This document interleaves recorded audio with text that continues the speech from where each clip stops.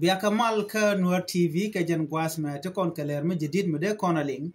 lere me akur mi chitu kam SSPDF kene kuma SPLAIO ka Central Equatoria jen nana gor banyo yakel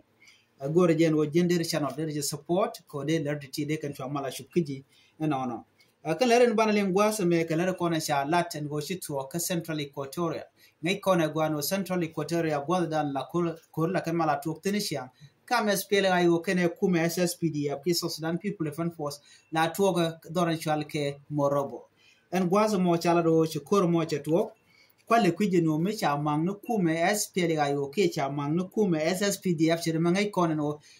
Sudan People Defense Force in the pink kin mayadi kene kon la jien be kanwa dor en chalke morobo ke gwada dan ente SPLAIO teten be kan ko maka be kan gadwaj mach ka jo ku kon linge breaking news kaler mishalas ko social media kuma SPLAIO chikala do nene re gwad misha ka maktin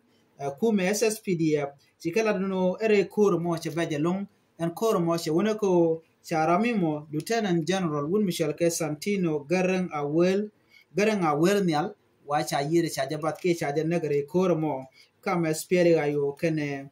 kuma SSPDF ajara mo chalat karwade no domo ko tiga jibona tungwan ketene de chiliu ka kuma SPLAIO ke kuma SSPDF kana konlat ban mala linga ni siang mete karama din mishi yeda wo jenan gwaso mo re koro mo jeram dana latke breaking news wona ene cha SSPDF commander Lieutenant General Santino Garanga Wernial cha jenek re koro mo kaler dana shalat jo me der we keye men biya ngaje long ala moro bo kanti ni siang la kola kan malato la te ka ambushin tungwan la denetin kona jelen ginemi wala ka nyorke ka kwale kuje no me kuma SPLAIO ke kumdo ko kin ko ngai kono no re duaran ginemi ka Central Equatoria re romne te bontu ngwante te do tegaten si kuma SPLAIO ko warate doron tegaten man nas tegaten man bon ko kin bono content te pin Cirilo Gerald Cirilo bi ngaje no korte ti ko korte lat ko rodien kan woda ba malkan bere which ka Sudan ke re wiki juba ci da ngai kono no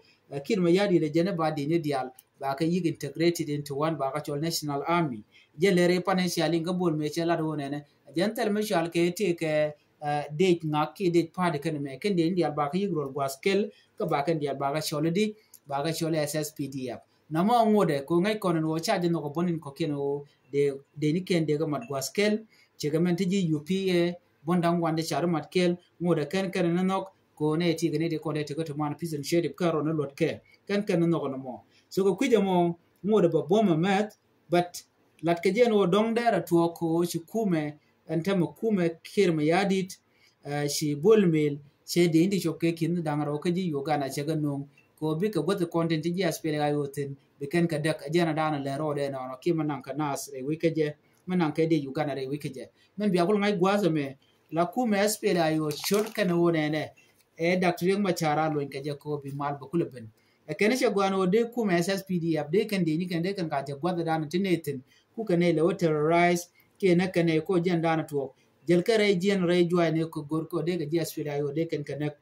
but SPLAIO la kan resist la kan te resistant so jo me cha kwen en re le kan me cha ngaje no cha Lieutenant General ke commander dung SSPDF Burshal ke Santino Garang Wernial cha jennak are koro mo ke cha yir cha jabat jenjo dana goro de nyo yekel goro no jin bilaro dien bieling